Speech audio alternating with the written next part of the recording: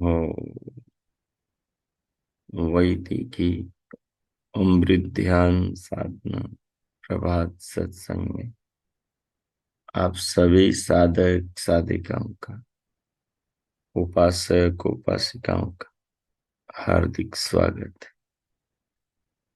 आइए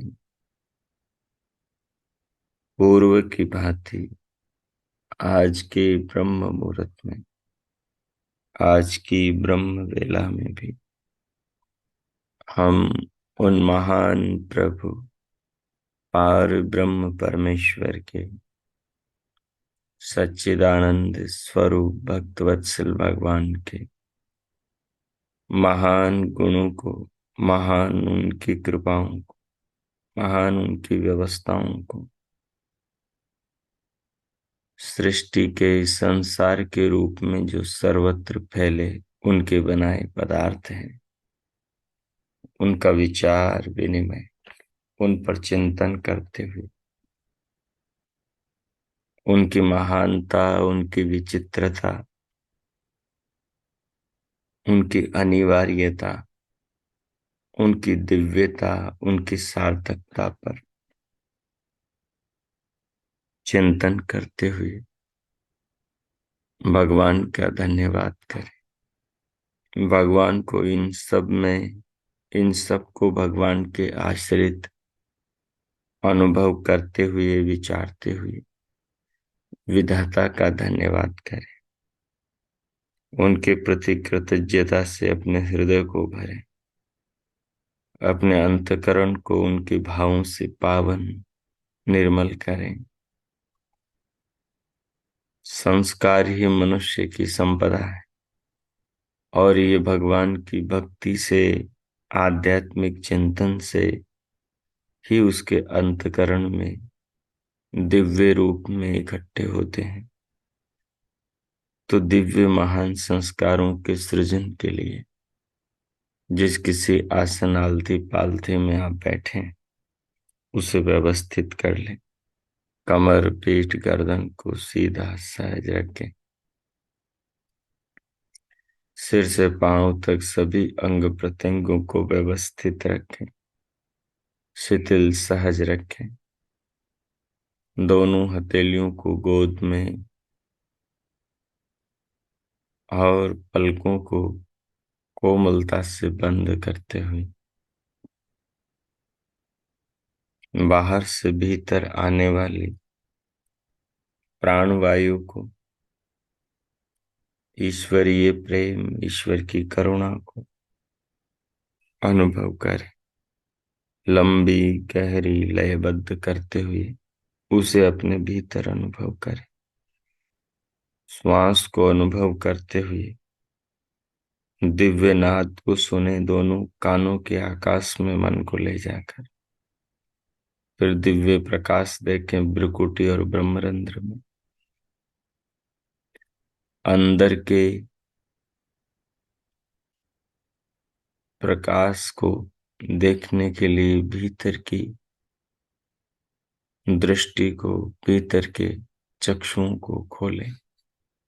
अर्थात जब आप भ्रुकुटी में देखेंगे तो स्वतः ही आपको धीरे धीरे झिलमिल झिलमिल प्रकाश दिखाई देने लगेगा। और इन्हीं के साथ साथ प्रभु के नाम का मानस जप करें। जप के साथ देह की अनुभूति, नाद की अनुभूति, प्रकाश की अनुभूति यथानु आवश्यकता अनुसार प्राणों को लेना, छोड़ना और रोकते रहना। इन सब प्रयोगों को, क्रियाओं को बारी बारी से या साथ में करते हुए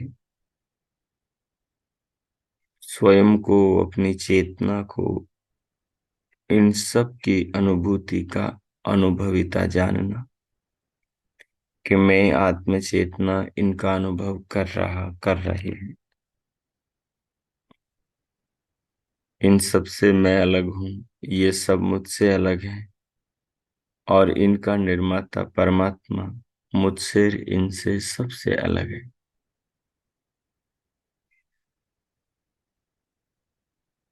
इस प्रकार तीनों तत्वों का भिन्न भिन्न चिंतन करना, तीनों को अनुभव करना और परमात्मा के उपकारों को जो पूरी सृष्टि में सब ओर फैले हैं, और ये शरीर के भीतर की सब संपदा परमात्मा की है। सब शरीरों के अंग प्रत्यंग, योग्यता, प्रतिभा, शक्तियां सब भगवान की है। इन भावों को हृदय में रखकर आप अगले 5-7 मिनट तक आप ध्यान प्रयोग करें और भगवान का चिंतन और ध्यान करते हुए अंतकरण को पावन पवित्र करें। चित्त को इन पुनीत आध्यात्मिक संस्कारों से संस्कारित करें, ताकि ये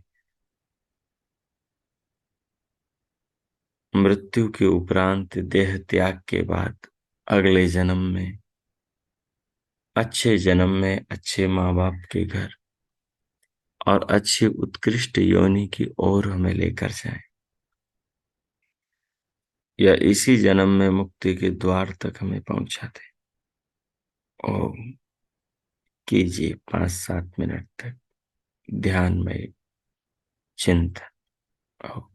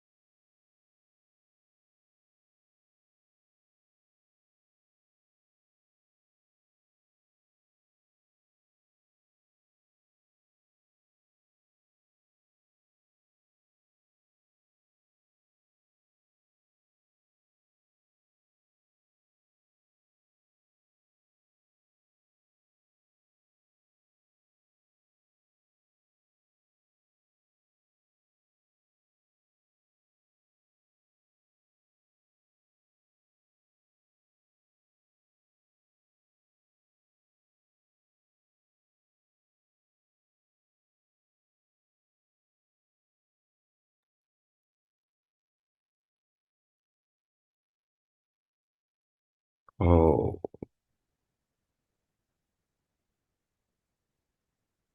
ओ,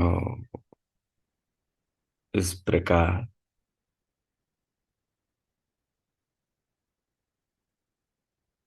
ध्यानस्थ होकर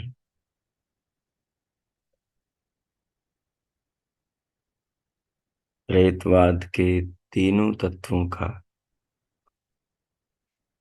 देह निवासी अनुभविता आत्मा का, देह निर्माता विश्वव्यापी परमात्मा का और विश्व रूप में परिणत प्रकृति का ध्यान द्वारा चिंतन करते हुए, अपने आप को देह से पृथक अनुभव करते हुए और सृष्टि नाम से प्रसिद्ध संसार के समस्त पदार्थों को परमात्मा की दिव्य रचनाओं के रूप में जानते हुए,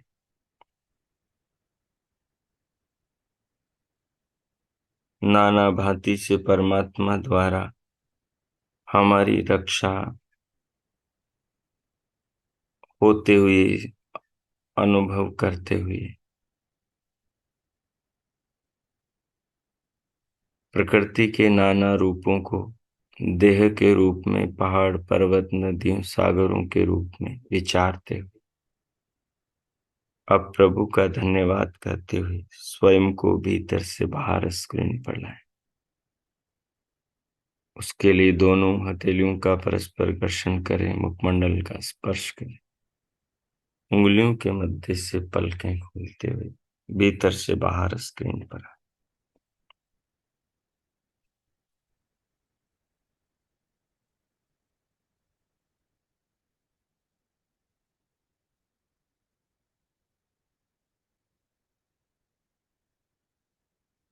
ओ,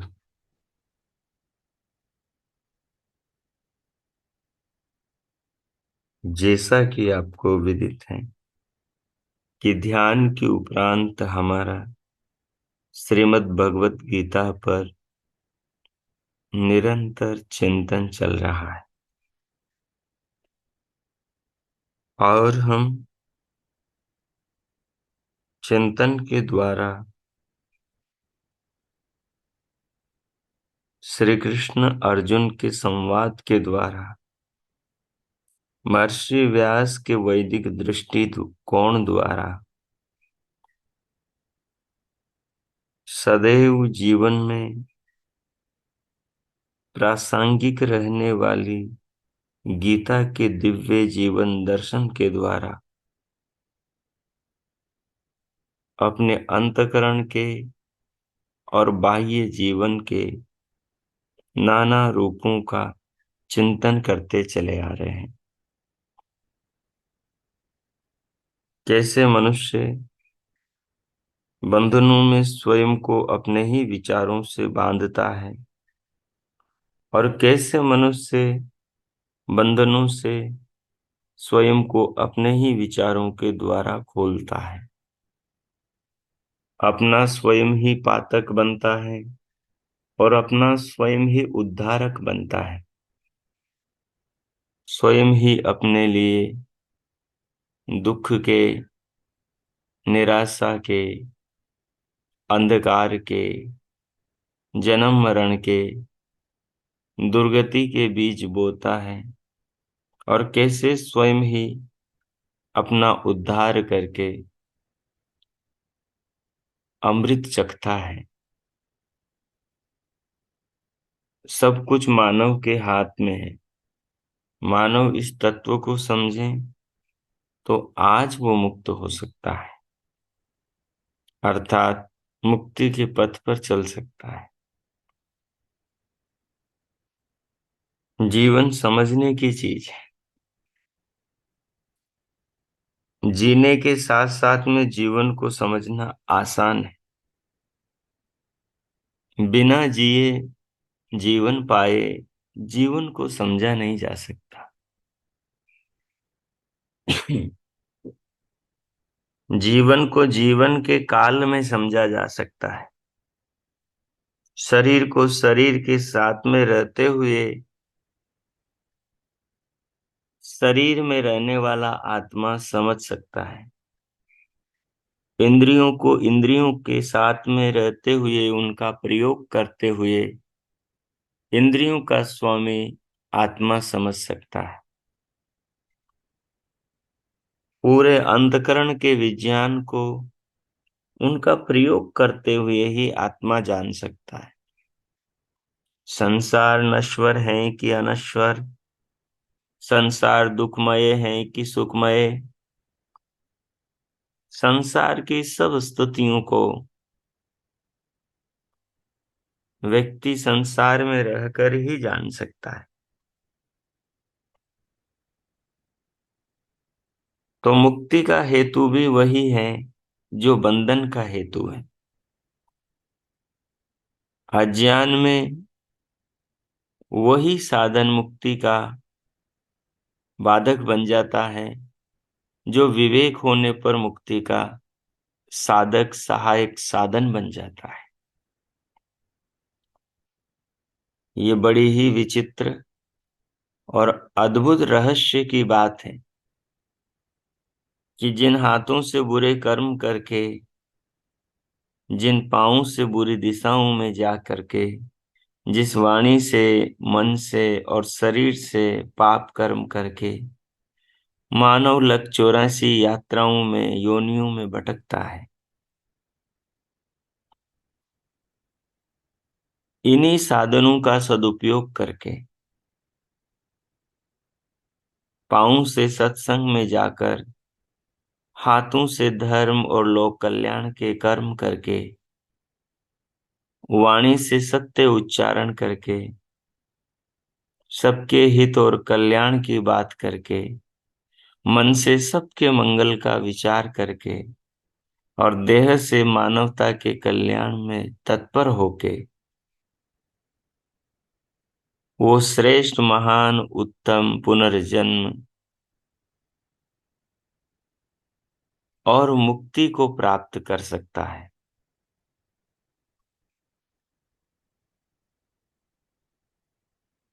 तो जो साधन गिराते हैं वही साधन उठाते हैं।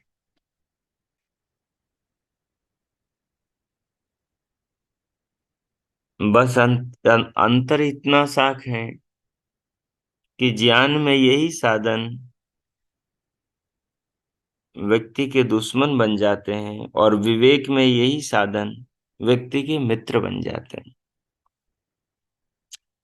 तो शरीर को, बुद्धि को, इंद्रियों को, संसार को, जीवन को, शरीर को, शरीर में मिली शक्तियों को और बचे हुए समय को, काल को यदि अपना मित्र बनाना है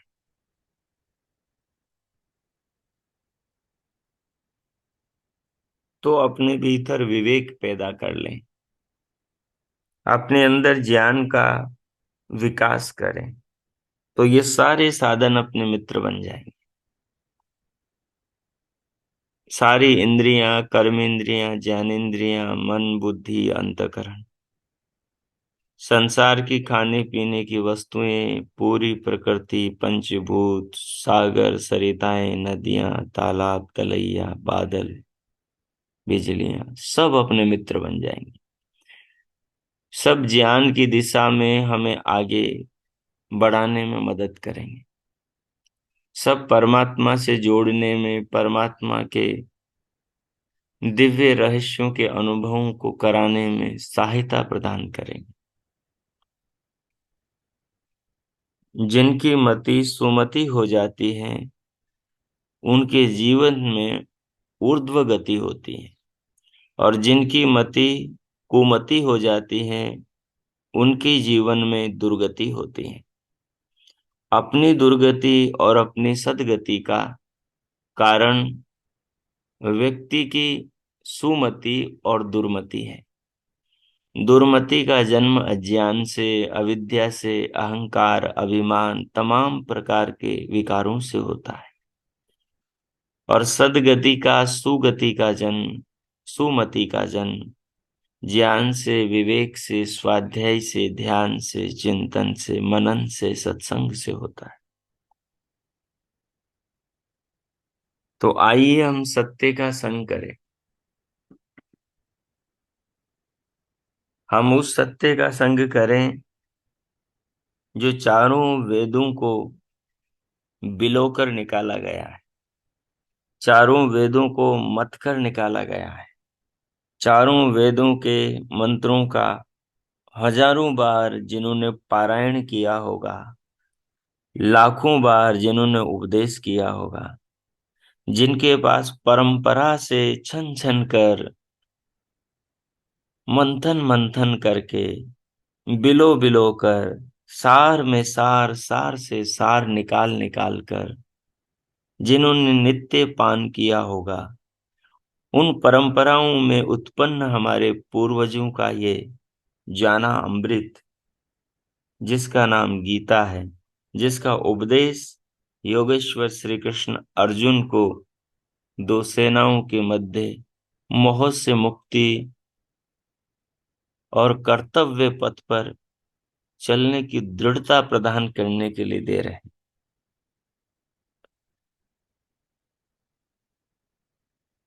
इस दिव्य ज्ञान का हम जितना पान करेंगे, जितना इसको जीवन में व्यवहार में उतारेंगे, उतना ही हमारा मार्ग प्रशस्त होता चला जाएगा, उतना ही हम कल्याण के पथ पर तीव्रता से गति करते चले जाएंगे। सो आइए, पीछे हम श्रीमद् भगवत गीता के द्वितीय अध्याय के 70वें श्लोक पर विचार विनिमय कर रहे थे। आज वहीं से अपनी बात को आगे बढ़ाएंगे। 70वां श्लोक क्या कहता है, अर्जुन से श्री कृष्ण क्या कहते हैं। 70वां श्लोक बहुत ही अद्भुत है। पीछे के श्लोकों को समझते हुए आगे के श्लोक से जुड़ने के लिए मननशील संयमी मनुष्य को संसार रात की तरह दिखती है।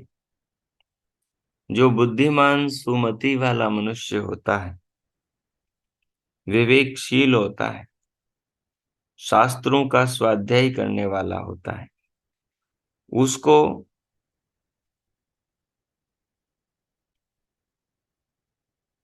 ये जो संसार के सारे विषय हैं, जो मनुष्य को नाना प्रकार के विकारों के संस्कारों से बांधते हैं, इन सबको वो रात की तरह देखता है।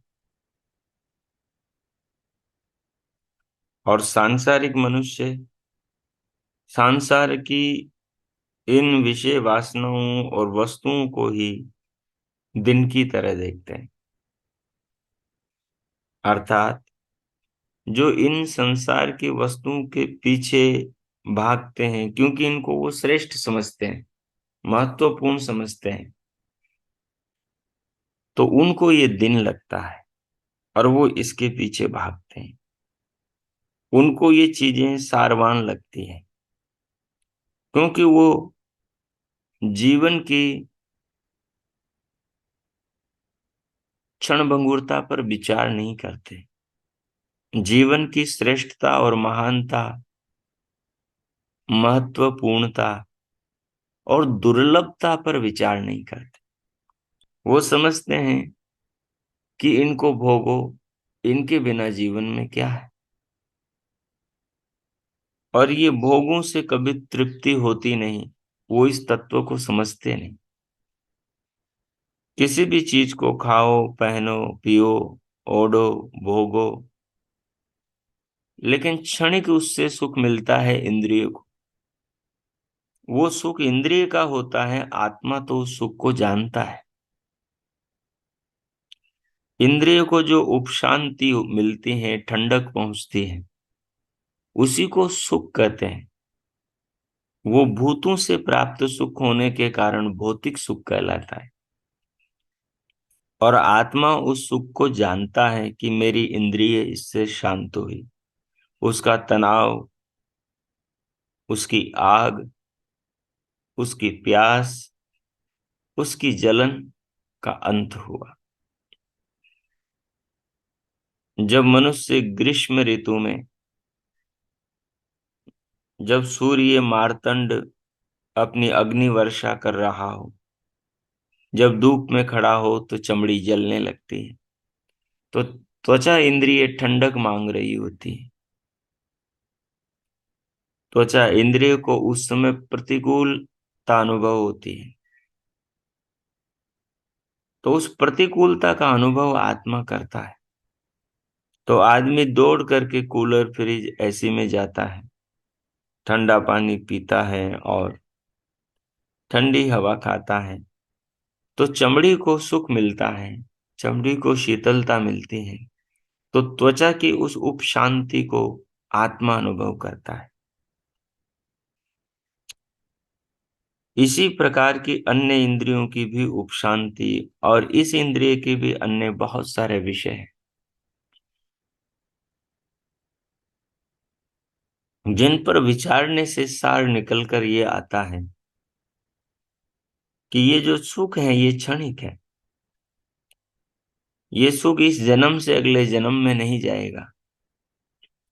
ये सुख इस जन्म में भी सदा एक जैसा बना नहीं रहेगा, परिवर्तनशील है। अभी है, अगले क्षण नहीं होगा। इस ठंडाई में भी आदमी ज्यादा देर बैठ नहीं सकता, एक ऋतु से दूसरी ऋतु में जा नहीं सकता। इसलिए मनुष्य को प्राकृतिक प्रभावों से अप्रभावित रहते हुए जीवन के सार पर विचार करके कल्याण के पथ पर आगे बढ़ना चाहिए। ये विवेक चिंतन करने वाला व्यक्ति इस प्रकार की समझ संसार के सब वस्तुओं के बीच के जीवन को अनुभव करते हुए अपने बीच बनाता है, और बनाता हुआ संसार के विषय भोगों के पार उस आत्म तत्व की नित्यता, कूटस्थता, अपरिवर्तनशीलता और परमात्मा देव के अक्षय लोक लोकांतरों के आनंद और परम मोक्ष पद को देखता है, और जीवन में ऊपर उठता चला जाता है। तो इसलिए यहां पर कह रहे हैं कि जो अज्ञानी लोग हैं वो तो संसार के विषयों की ओर ही दौड़ते हैं, उनके लिए ये दिन है, वो इसमें जागते हैं। विषय विषयों के एकत्रीकरण के पीछे दौड़ लगाना उनके लिए दिन है ये। और ये विषय जीवन के लिए सार्थक नहीं है, परिग्रह इनका दुखदायक है। ऐसा विवेक से जानते हुए अनावश्यक विषयों की ओर और अनावश्यक इनके संग्रह की ओर न भागते हुए जीवन की सार्थकता की ओर योगी लोग बढ़ते हैं। उनके लिए वो दिन है, और अज्ञान पूर्वक संसार के इन पदार्थों की ओर भागना रात है। इस पर हमने विस्तार से विचार किया। अब अगला श्लोक कह रहा है, आपूर्यमाणम अचलम प्रतिष्ठम समुद्रमापः प्रविशन्ति यद्वत् तद्वत् कामा यम प्रविशन्ति सर्वे स शांतिम आपनोति न काम कामी। इस पर भी हम वैसे विचार कर चुके हैं, लेकिन संक्षिप्त से ही इस पर अभी विचार करेंगे। जैसे संपूर्ण नदियों का जल चारों ओर से दौड़ता हुआ सागर में चला जाता है और सागर उस सबको अपने अंदर समा लेता है, आकर सब पानी उसमें मिल जाता है। अचल प्रतिष्ठम तद्वत् सर्वे कामायम। समुद्र अपनी मर्यादा में रहता हुआ उन नदियों की सारी उथल पुथल को अपने अंदर समा लेता है।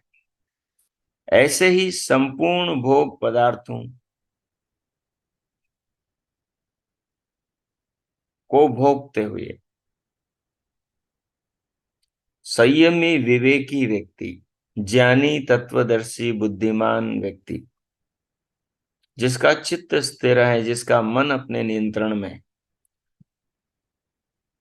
जो अनिवार्य वस्तु का संग्रह और अनिवार्य वस्तु का उपभोग करता है, जो अनिवार्य नहीं उसका त्याग करके आगे बढ़ता है, ऐसा व्यक्ति जिसका मन अपने कंट्रोल में है, जिसकी इंद्रियां अपने नियंत्रण में है, जिसकी भावनाएं अपने नियंत्रण में है, ऐसा व्यक्ति मर्यादित पुरुष सागर की तरह कहलाता है। जैसे सागर समस्त नदियों के जल को अपने में समाकर स्थिर रहता है, वैसे ही ये विवेकी पुरुष सब संसार को देखता हुआ, विवेक की दृष्टि से देखता हुआ संसार को, परिवर्तित संसार को, बदलते संसार को, जन्मती और मरती वस्तुओं को, हर क्षण परिवर्तन होती वस्तुओं को देखता हुआ संसार के प्रति निराश और संसार के प्रति उदास और संसार के प्रति अनासक्त और संसार के प्रति अनासक्त रहता हुआ, उसमें आसक्त न होता हुआ, संसार के प्रहारों से अपनी रक्षा करता हुआ, मर्यादित जीवन जीता हुआ आत्म कल्याण के ऊंचे पथ की ओर बढ़ता है। प्रविशन्ति स शांतिम आपनोति काम कामी। इस प्रकार का मनुष्य संसार के विषय विकारों को अपने भीतर तूफान पैदा करने की अनुमति न देता हुआ, अपने मन को छलने न देता हुआ, अपना स्वामी स्वयं को, अपनी आत्मा को बनाकर रखता हुआ, अपनी मर्यादा में रहता हुआ, वही पुरुष परम शांति को प्राप्त होता है। और जो काम कामी, जो कामनाओं के पीछे भाग रहा है, जो विषय वासनाओं के पीछे दौड़ लगा रहा है, वो कभी भी ऐसी दिव्य उपलब्धियों को नहीं प्राप्त कर पाता। वो इन पहाड़ों के, इन पर्वतों के, इन बिजलियों के और बादलों के, सूर्य और चंद्रमा के, फल सब्जी और इन नदियों के, सागरों के और पृथ्वी के कारण, इनके सूक्ष्म तत्वों की ओर विचार के द्वारा पहुंच ही नहीं पाता। वो स्थूल जगत में ही उलझ के रह जाता है और स्थूल चीजें बहुत आकर्षित होती, वो आदमी को फंसा लेती हैं अपने आकर्षण के पासों में। लेकिन जब व्यक्ति उस स्थूलता को करीब जाकर देखता है तो उसका सारा आकर्षण छूमंतर हो जाता है। देखा दूर से पहाड़ कितने सुंदर लगते हैं, लेकिन निकट निकट जाओगे तो वहीं बड़े बड़े पाषाण पत्थर शिलाखंड मिलेंगे, वहीं सूखा मिलेगा, वहीं झाड़ झंकाड़ मिलेंगे, वहीं पशुओं के मलमूत्र मिलेंगे, वहीं दुनिया भर की गंध मिलेगी। दूर से चीजें सुंदर लगती हैं।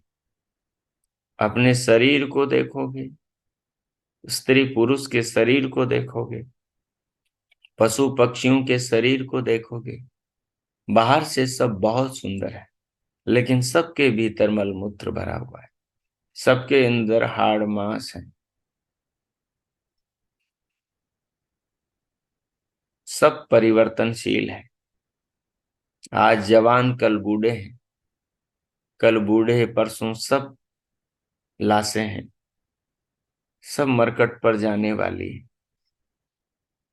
सब अग्नियों में धूं धूं करके जलने वाली है। कोई शरीर किसी आत्मा का सदा साथ देने वाला नहीं है। न शरीर के अंदर की शक्तियां और इंद्रियां सदा साथ देने वाली, न आंखें साथ देंगे, न कान साथ देंगे, न हाथ पांव साथ देंगे, न मन बुद्धि साथ देंगे, सब साथ छोड़ने वाले हैं। सब एक दिन समय पाकर निकम्मे होने वाले हैं।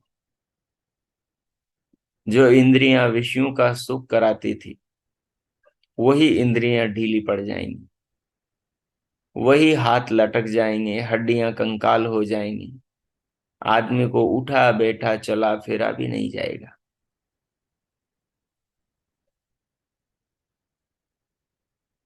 तो शरीर के सब पुर्जे धोखे देने वाले हैं।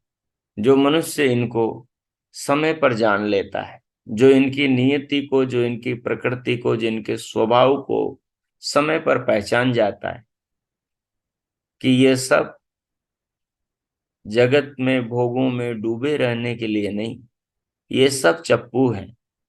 जैसे नौका को खेने वाले नाविक के पास में चप्पू होते हैं, और वो चप्पू से पानी को पीछे धक्का मारता है और उसकी नौका आगे बढ़ती है। जितना चप्पू चलाता है उतनी नौका दौड़ती है और उसको उसकी मंजिल तक पहुंचा देती है, सागर के पार, नदी के पार ले जाती है। संसार रूपी भवसागर से पार उतरने के लिए ये चप्पू, ये इंद्रियां, ये ज्ञानेंद्रियां, ये अंतकरण, ये शरीर, शरीर के सब अंग मिले हैं हमें। इन चप्पुओं का यदि हम सुलटा प्रयोग करेंगे तो ये हमें मंजिल तक पहुंचा देंगे, और इन चप्पुओं का हम उल्टा प्रयोग करेंगे तो हम आगे नहीं पीछे ले जाएंगे, हमें सुख की ओर नहीं दुख की ओर ले जाएंगे, हमें अमरता की ओर नहीं मृत्यु की ओर ले जाएंगे, हमें मुक्ति की ओर नहीं बार बार मृत्यु का दर्शन कराएंगे। इसलिए इन इंद्रिय ग्राम को ज्ञान के द्वारा संचालित करने से मनुष्य आत्मा संसार रूपी भवसागर से, विषय विकारों से पार हो जाती। यही इस श्लोक का सार है। आदमी काम कामी बनकर कभी जीवन में सफलता को नहीं छू सकता, कभी शांति को नहीं पा सकता, कभी मृत्यु के क्षणों के मलाल से मुक्ति नहीं पा सकता। इसलिए अब अगला श्लोक देखिए। अगला श्लोक क्या है? विहाय कामान यह सर्वान पुमान चरति निस्पृह निर्ममो निरंकारः स शांतिम अधिगच्छति। विहाय कामान यह सर्वान पुमांश्चरति निस्पृह निर्ममो निरंकारः स शांतिम अधिगच्छति। बहुत प्यारी बात कही। विहाय कामान, छोड़कर कामनाओं, यह सर्वान समस्त कामनाओं, पुमान मनुष्य, मानव, साधक, योगी, चरति निष्प्रिय, अनासक्त होकर संसार में विचरण करता है। मोह से, लगाव से, आसक्ति से, ममता से, राग से, द्वेष से, लोभ से, लालच से, ईर्ष्या से, द्वेष से, इन दुरितों से अलग होकर जीवन को जीता है। कैसा जीवन होगा वो? छोटे से एक शरीर में विराट होकर जीवन जीता है। अपने अमरत्व को, अपने आत्मा की नित्यता को अनुभव करता हुआ जीवन जीता है मरण धर्मा शरीर में। विहाय कामान, जो कामनाओं के पीछे दौड़ नहीं रहा, जिसको कामनाएं दौड़ा नहीं रही, वो तो शांति में होगा ही सही। और जिसको कामनाएं सोने नहीं दे रही, बैठने नहीं दे रही, पलकें झपकाने नहीं दे रही, शांति से अपने जीवन पर विचार करने भी नहीं दे रही, शांति से भगवान के प्रसाद अन्न वही प्राणम, प्राण रूपी अन्न का स्वाद परमात्मा के, निर्माता के भाव को मन में रखकर अनुभव भी नहीं करने दे रही, वो कामनाएं कैसे शांति दे सकती है? जो आदमी को मृत्यु दम तक तड़पाती रहती है। इसलिए कहा है कि विहाय कामान यह सर्वान पुमांस चरति निष्प्रिय।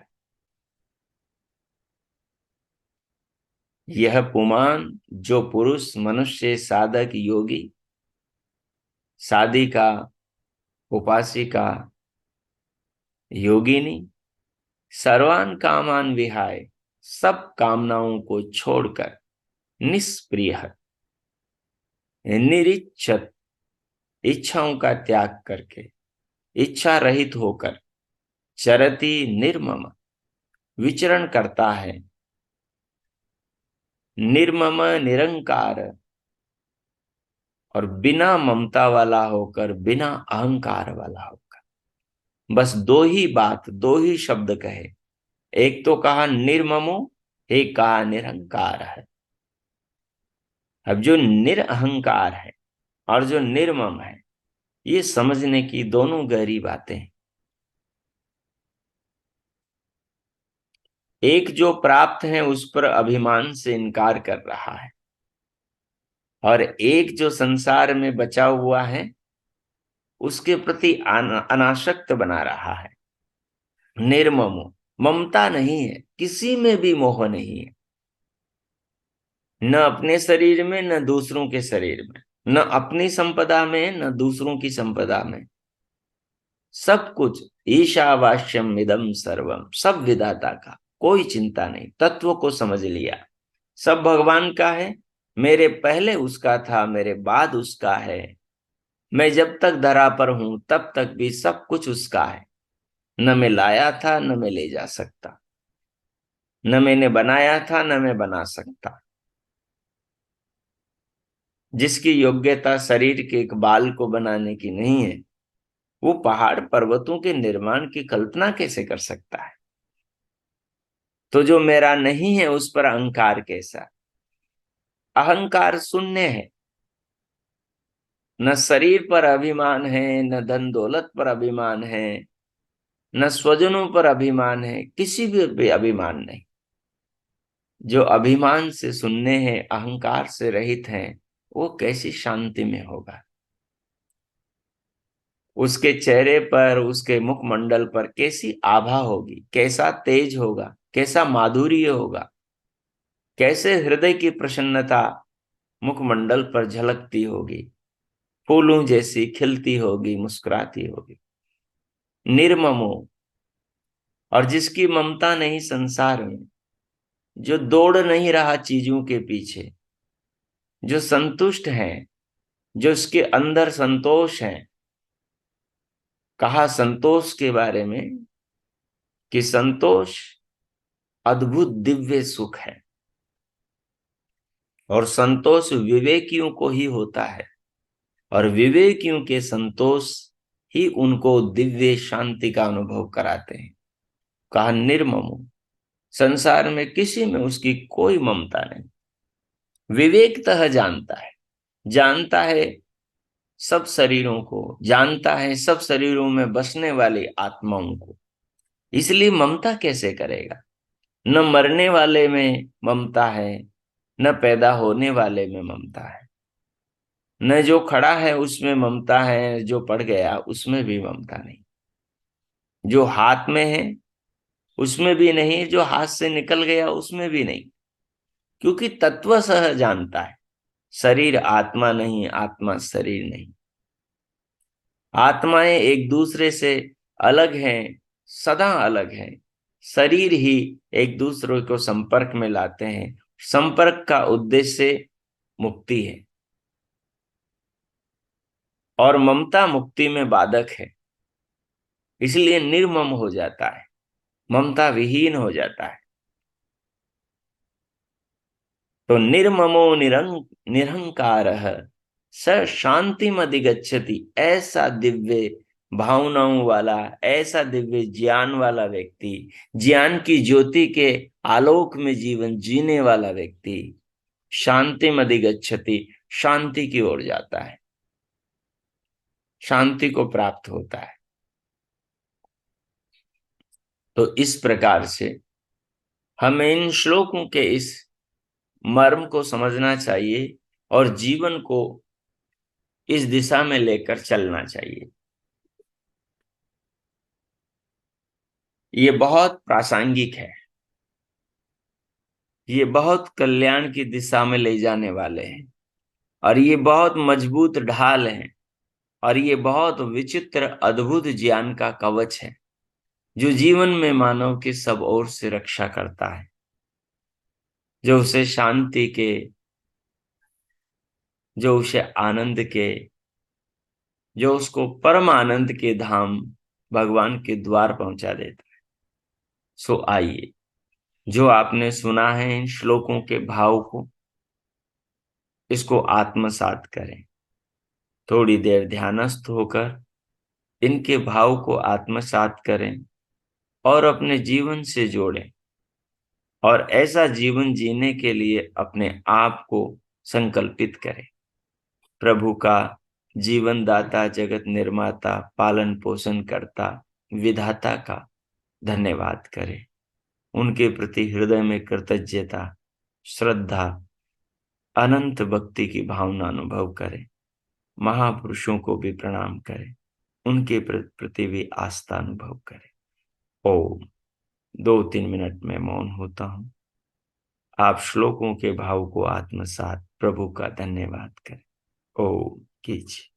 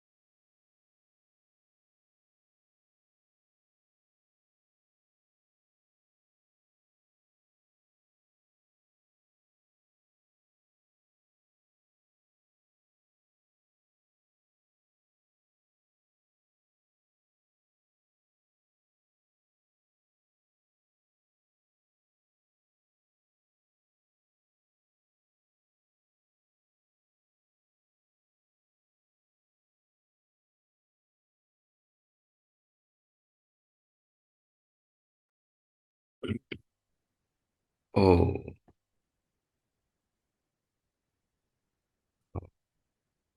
इस प्रकार प्रभु का धन्यवाद करते हुए जीवन के लिए, जीवन में मिले साधनों के लिए और इस महान ज्ञान परंपरा से जोड़ने के लिए और इन श्लोकों के भाव को आत्मसात करते हुए महापुरुषों के प्रति हृदय में कृतज्ञता रखते हुए प्रभु के प्रति समर्पण, श्रद्धा, भक्ति की भावना को लिए हुए अब हम शांति पाठ करें। ओम। ओम। ओम शांति। शांति। शांति। ओम। आज का आप सबका दिन शुभ हो, मंगलमय हो। प्रभु सबका मंगल करे, सबके लिए बहुत बहुत मंगल कामना, शुभकामना। इति ओम।